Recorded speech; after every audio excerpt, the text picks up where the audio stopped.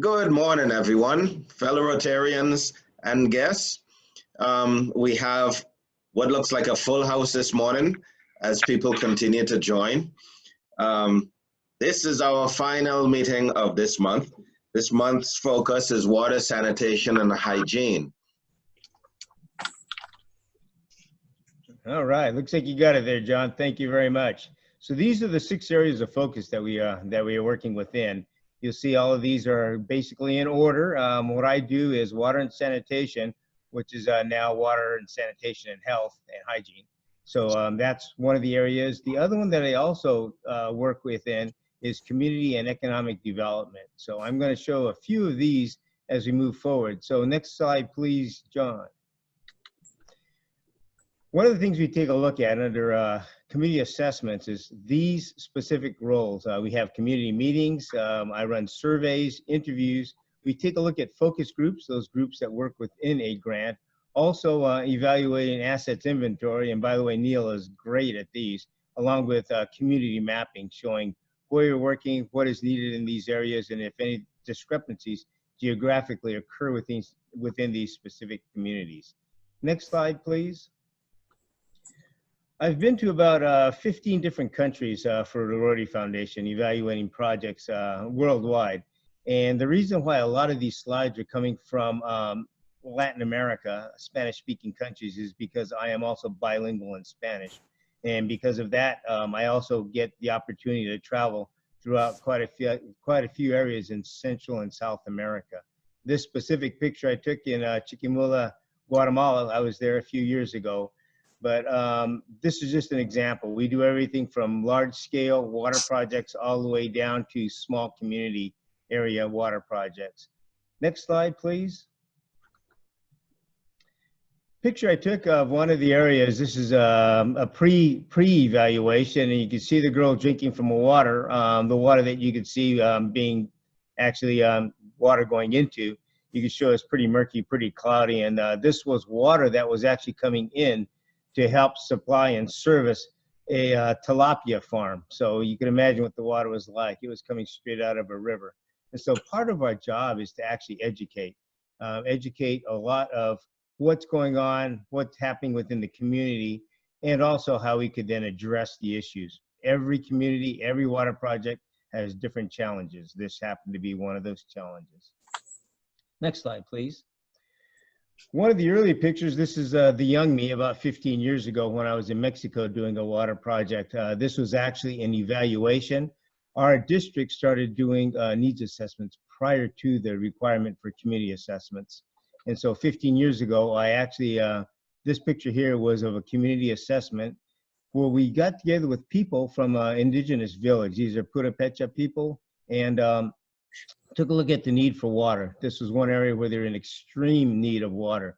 85% of the people here were sick because of the bad water. But what was fascinating, and the reason I put this picture in there, of course, we could see, the need worldwide. But what was fascinating about this specific survey, when I started the project, Needing Water, I asked them what they needed more than water, and they said, believe it or not, insulin. 25% of the people of this village were suffering from diabetes. I told them, well, we could adjust the insulin now and see if we could, change the role or change the line of your insulin needs to try and reduce the amount of issues from diabetes. I asked them if we could go ahead and start with the water project first, which we did. What was fascinating about this project also was the fact that they said, well, we don't want a water project. We'd rather have something else going in. I go, well, why is that? Well, we like the taste of our water. Even though our water is polluted, contaminated, we prefer the taste of that water to filtered water. I thought that was kind of fascinating. I then delved into it, and I found out that the project previous to this, 20 years ago, was a chlorine injection system, and that's why they said they prefer the water of it. They had a little bit of chlorine taste, I imagine. When I went to look at the system 20 years later, the settings were already preset. And the chlorine injector was actually injecting in over 1,000 times the dosage of water into the water that they needed. And so that's where the bad flavor came from. They also said that they're getting sicker from the filtered water than they were from the polluted water. So that answered that question. Coming back to the diabetes, Once the system was put in place, the water system was put in place, there's a substantial drop of diabetes within that community. What we found was that this community specific, because of the cost of water and having them to bring in water, they were actually drinking soda, punch waters, things like that, sugar flavored water that was actually coming in at about 1/3 the cost of water itself. So that was a fascinating part. Once the system was in place, there was actually very little need for insulin. So these are some of the secondary effects that we see from actually doing water projects, how those are addressed and how they're being changed. Next slide, please. This is a before picture. This is a filtration system that we installed in Mexico. You can see the color of that water. That water was actually being pumped out of a very shallow well, about 40 feet deep, right adjacent to a lake. And so this is literally lake water that they were drinking. So this is a before picture. Then the next slide, please, shows a before and after effect. Again, this was in Mexico, actually on an indigenous island. So you can see the before and after results of that one. This was right next to the project that I just talked about. Next slide, please. We do also a number of community assessments, and part of the community assessments, some of the, there was some, I would say, resistance to including this as a requirement for global grants. However, as you start delving into what a community assessment actually does, it brings forward a lot of information within the community, along with the opportunity for buy-in from those specific communities. That's why it's so important. This community assessment was being done by a group of people that lived in the village, in this area, actually a small community, and they're being told what the project is going to be. This project site here also was asking for volunteers who would be willing to lead the charge, who in the community was a leader within that community that could communicate within that community, what the needs would then be. But the other fascinating part about a community assessment, this was for a water project, was to find out what the base level is for education, what the base level is for community development, economic levels, family structures, all of the above, because we find that by putting water in place, almost every other of the 5 areas of focus actually elevate up. Without water, you don't get that.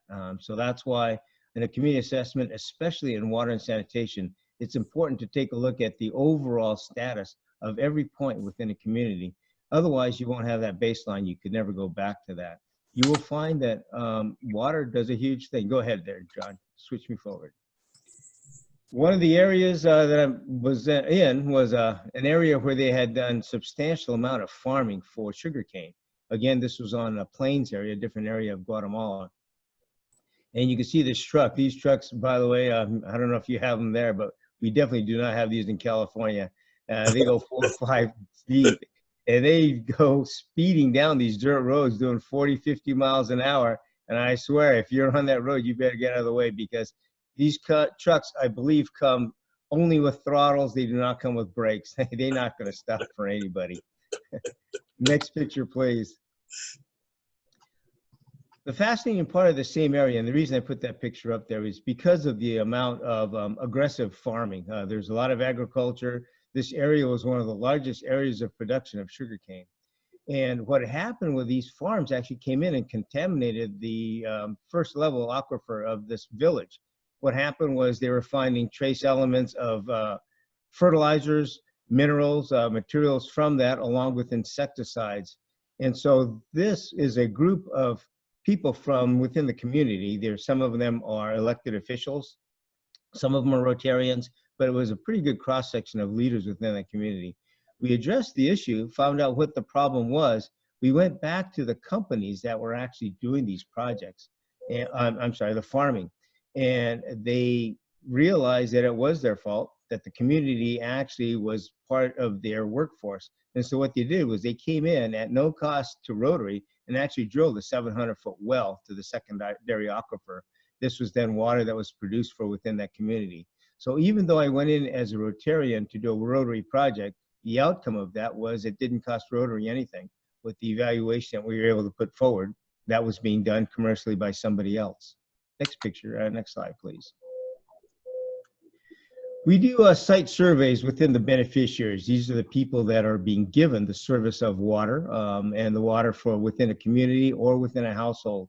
What's important about doing a survey is that if you could address and reach each person that's a beneficiary of that, you'll usually find that the project was fairly successful.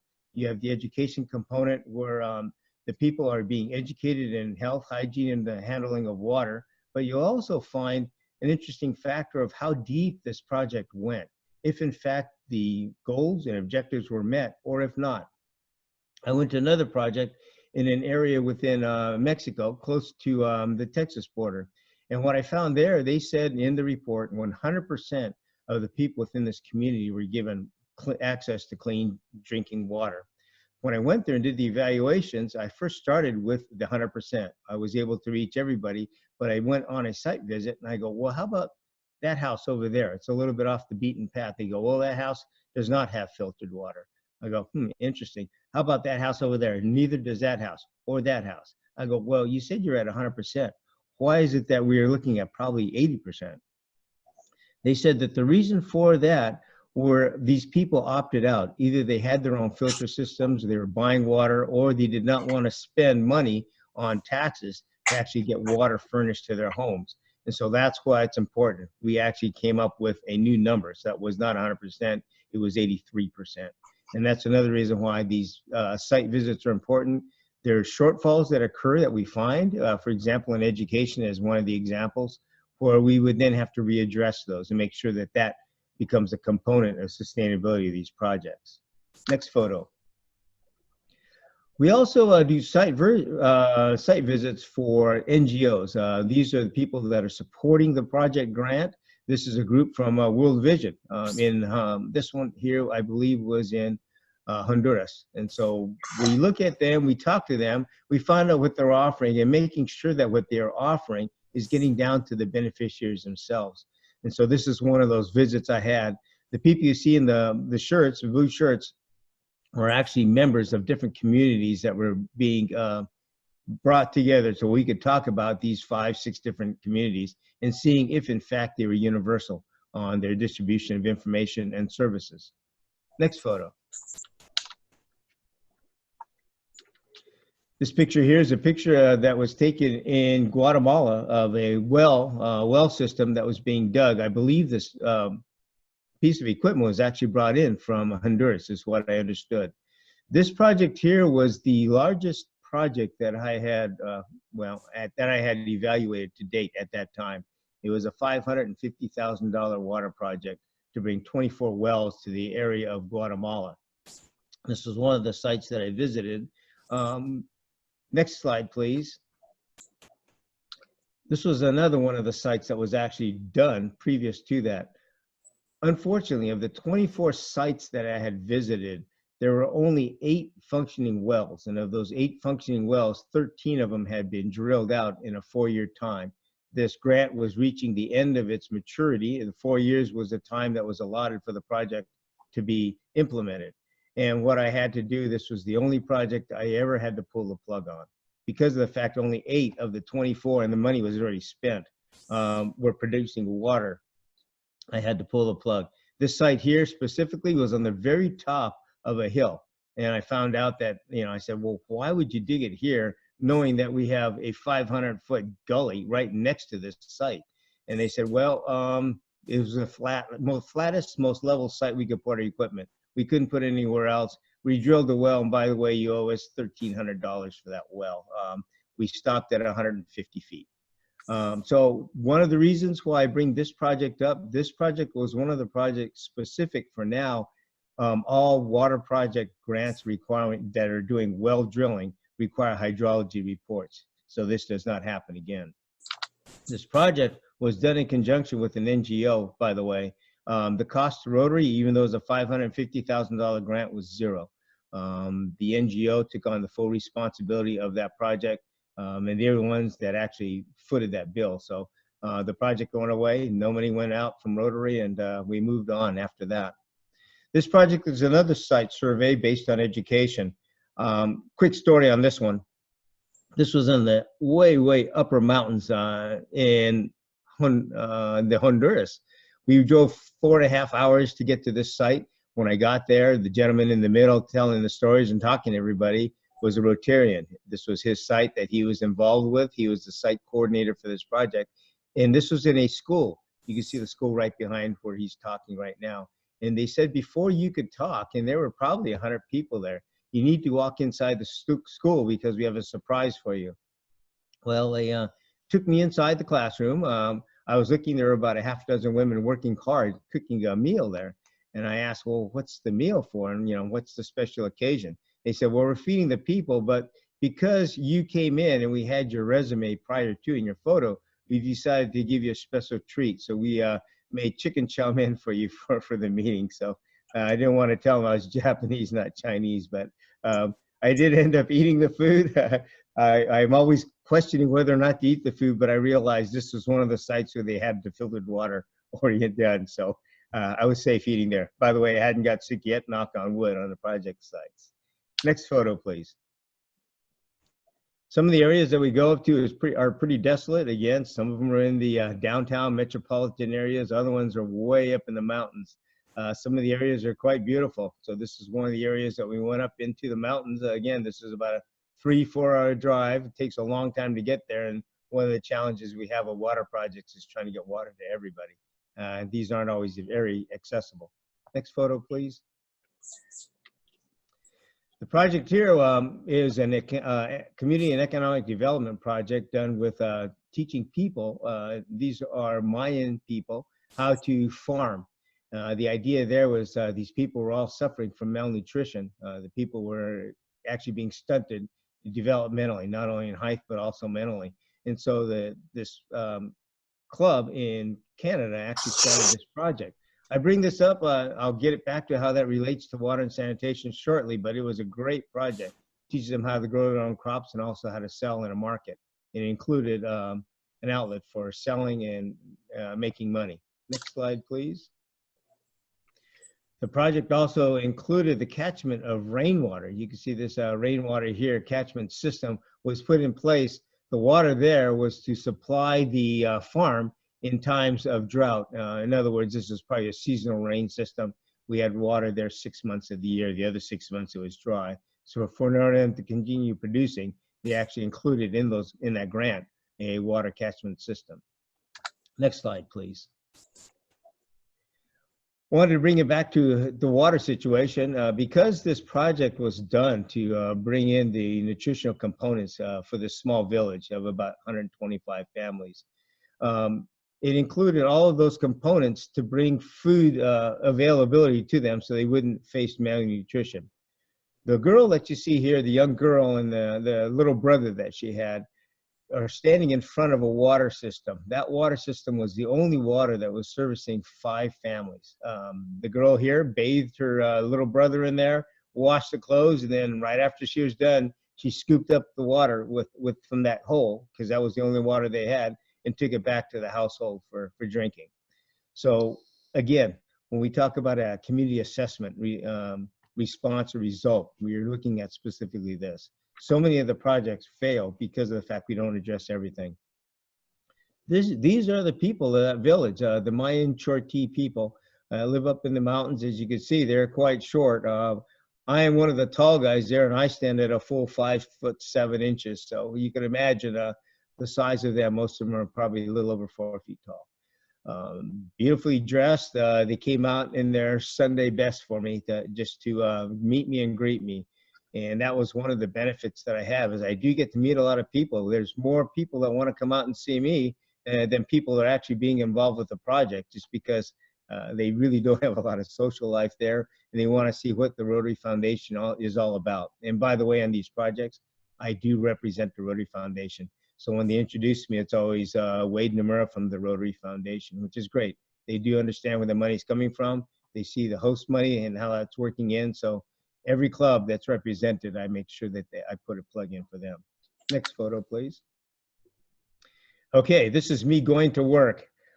This is one of the sites I took, and I want to share with you what I look at when I go in for a site evaluation, one of the beneficiaries' homes.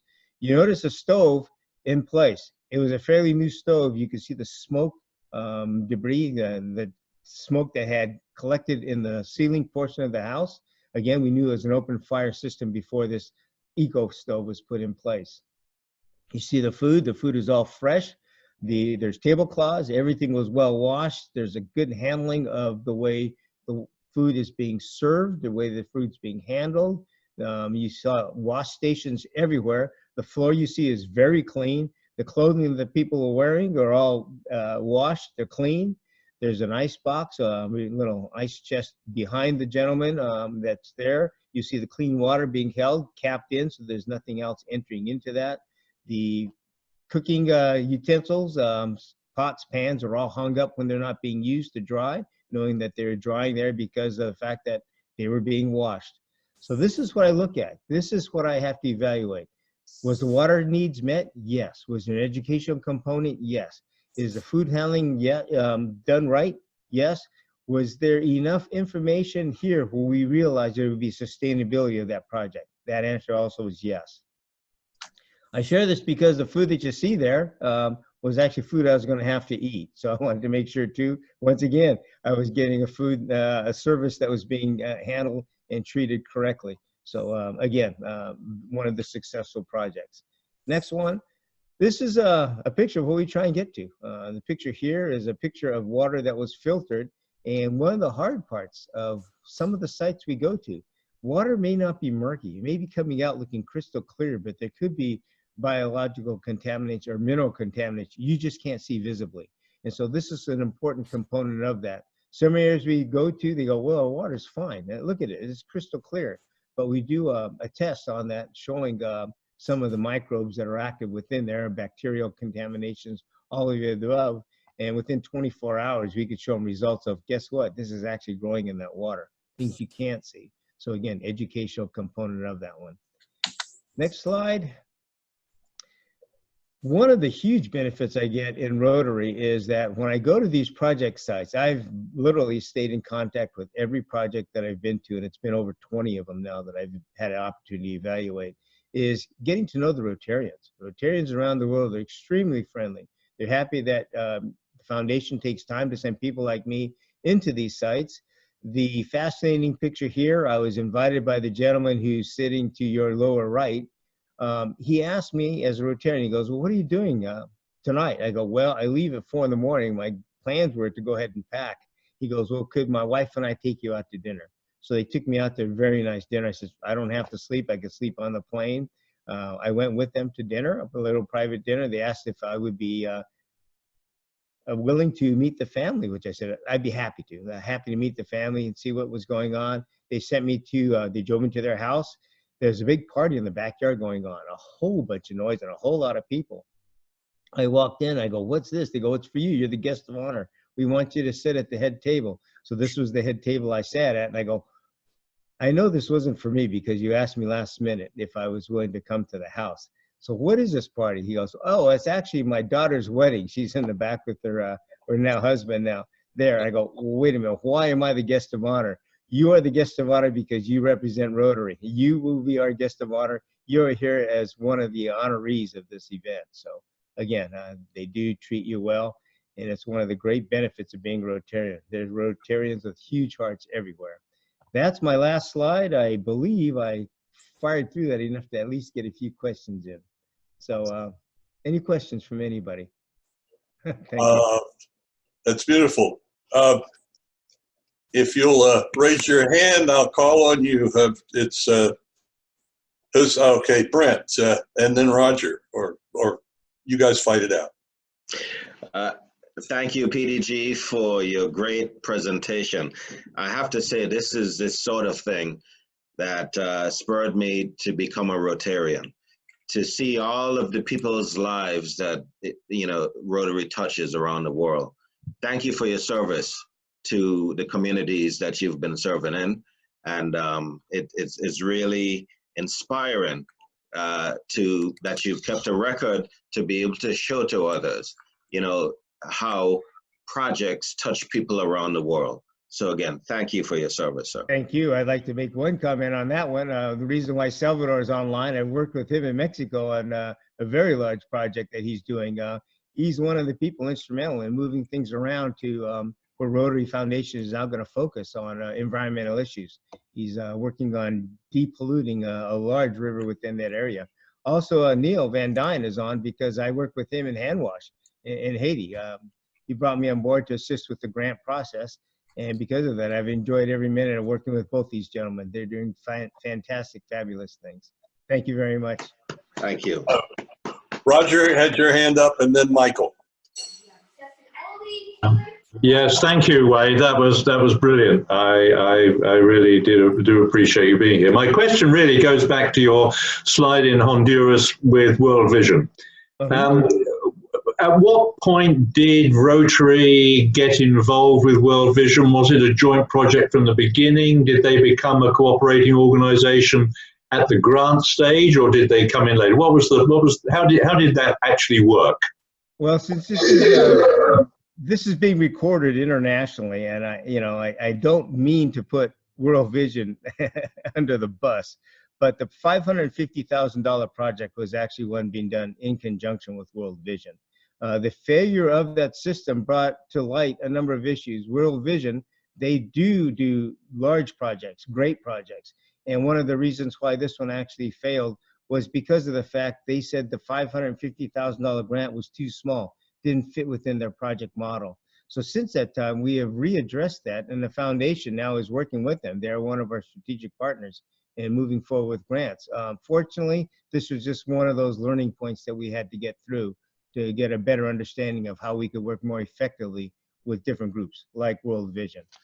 Since that time, I've worked with them on a number of other projects. They have done outstanding work for us.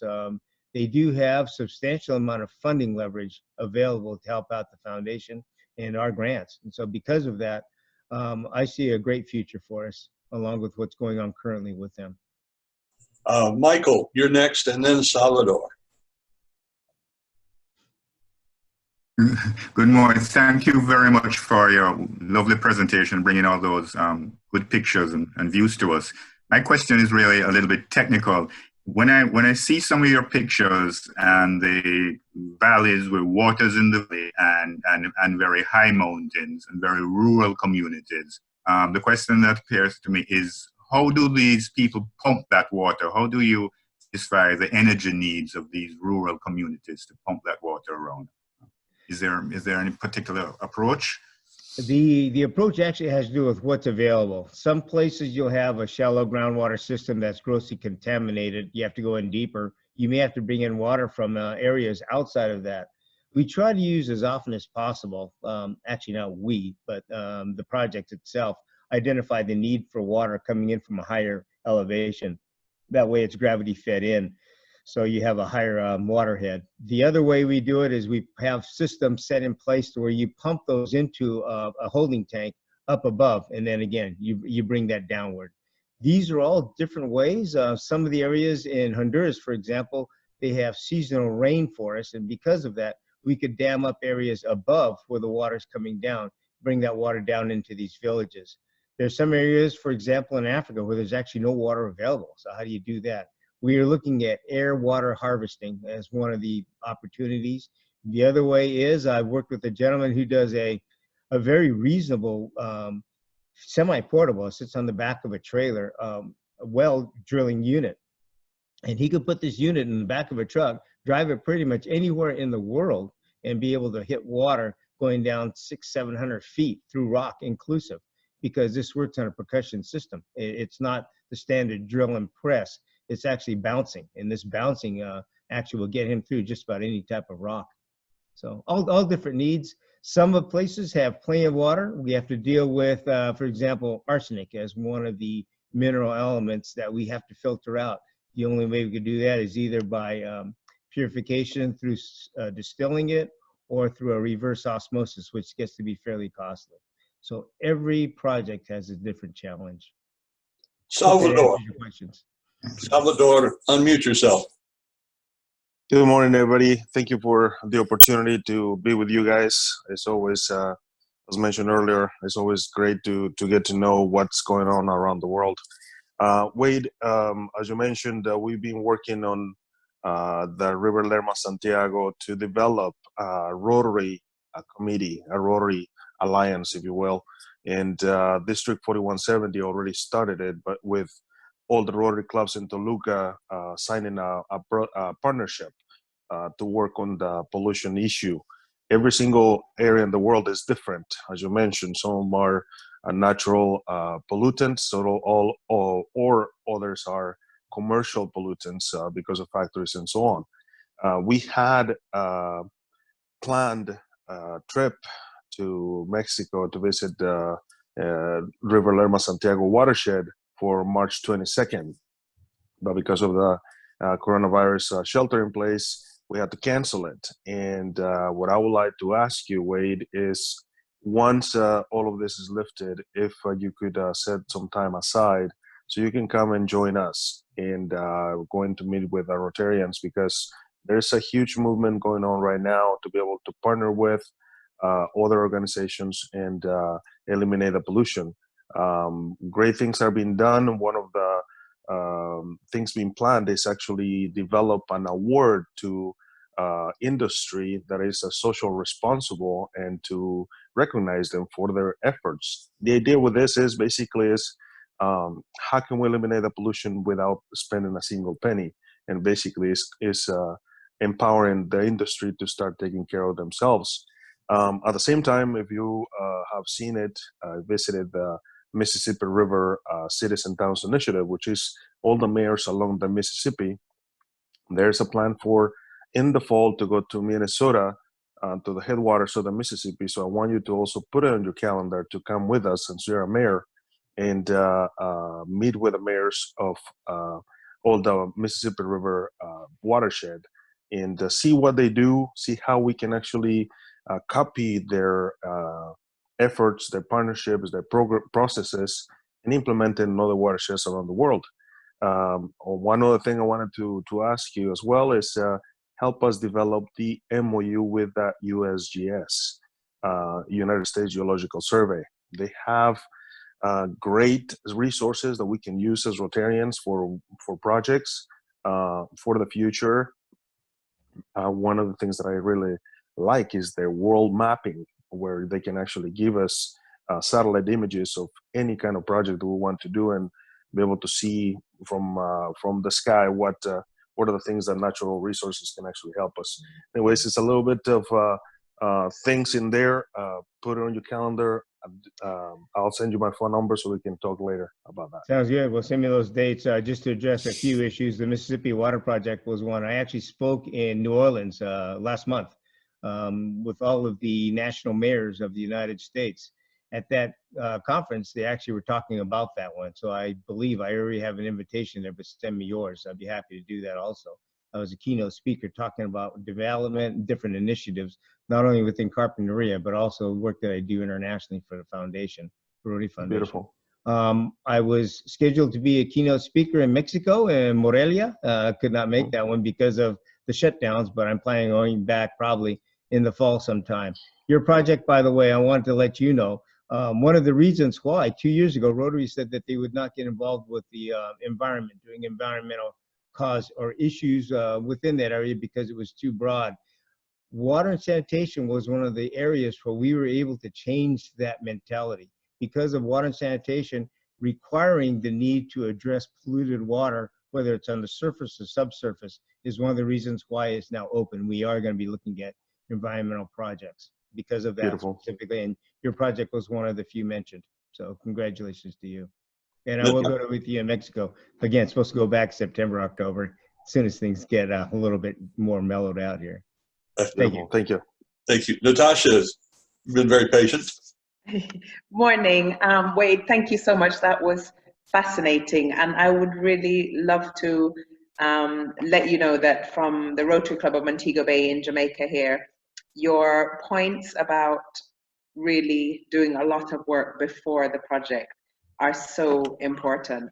I think sometimes perhaps some Rotary clubs, I know ours for sure, will go full speed ahead into a project that looks great and it's going to have great impact. Our PR is there, we have the video snippets, but actually if we spent more time doing the work before, it would have been much more impactful. So thank you. You've really opened my eyes to doing a lot of work beforehand. Great. Well, thank you. I'd say the success of any project is getting ownership of those people that you're benefiting. Without them, and it's hard for Rotarians. You're so passionate about the work you want to do. You want to see the end result. but you forget that there's a major step in place, and that is to make sure that they get the ownership, not you, that you're leaving them a quote gift that they will have for the rest of their life. Past President Dawn. Hello.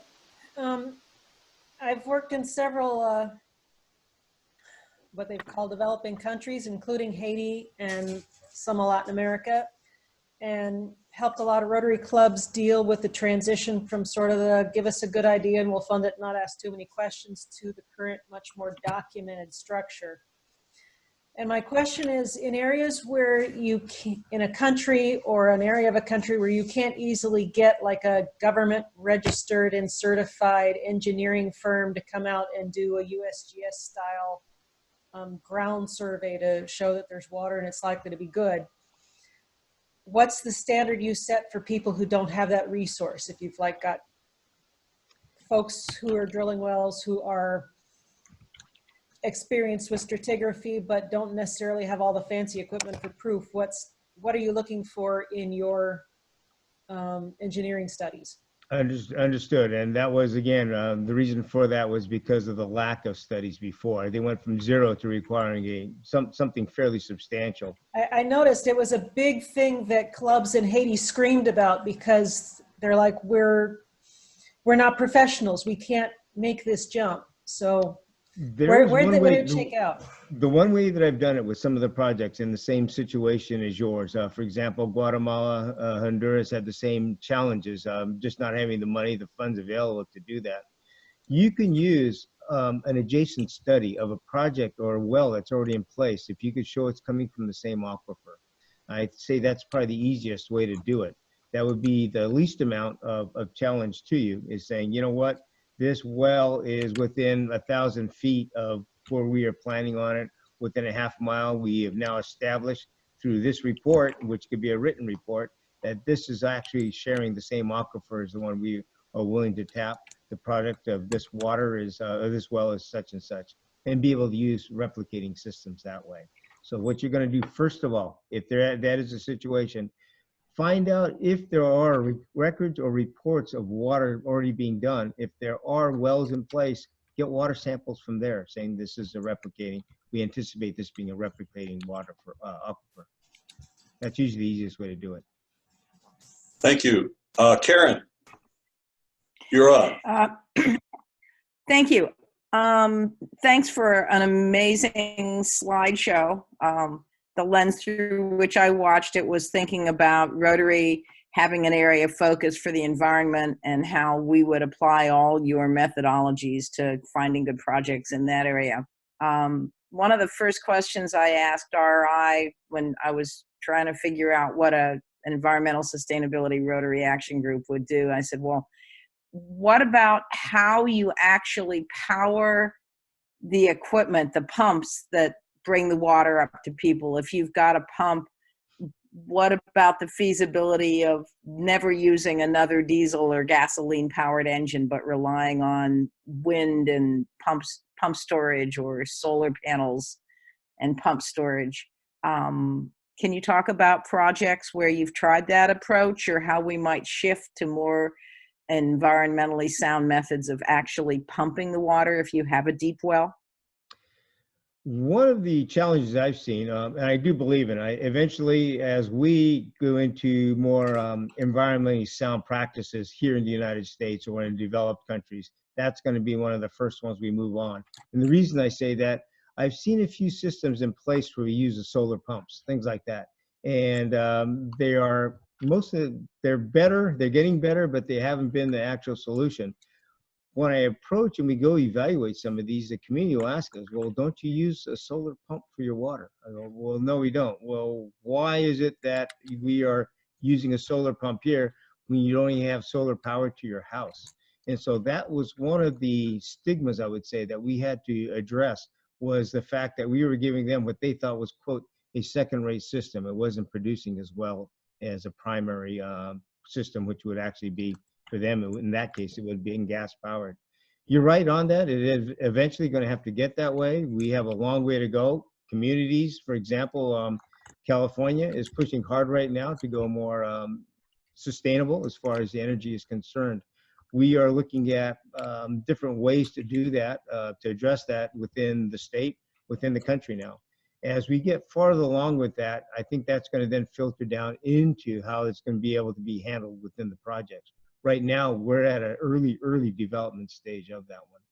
So, I have a comment on that, and I remember when the Rotary Club of St. John was looking to partner with a club in Africa to drill a well, and we were very environmentally conscious for solar and said, though, it should be solar pumps, and they said no, it should be diesel, because our guys know how to fix and run diesel diesel pumps, and so that's a consideration.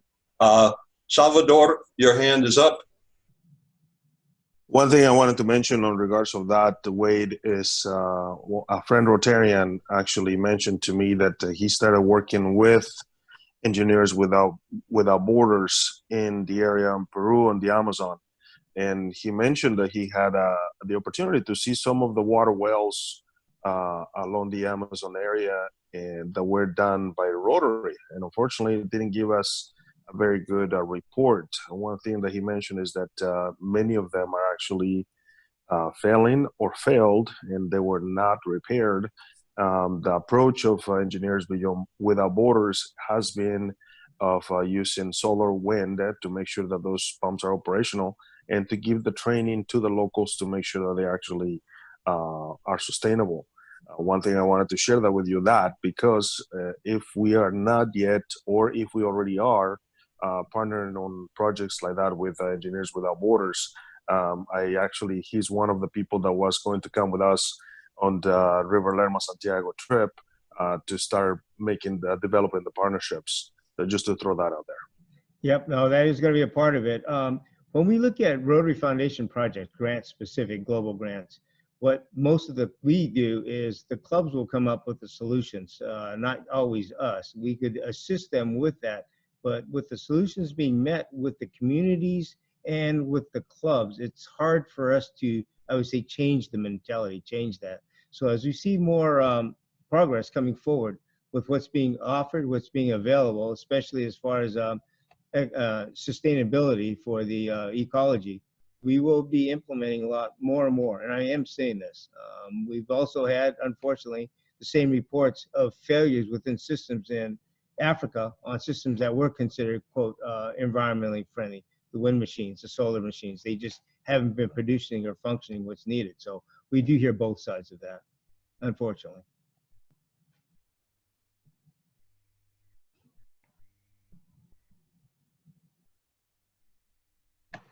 You muted, John.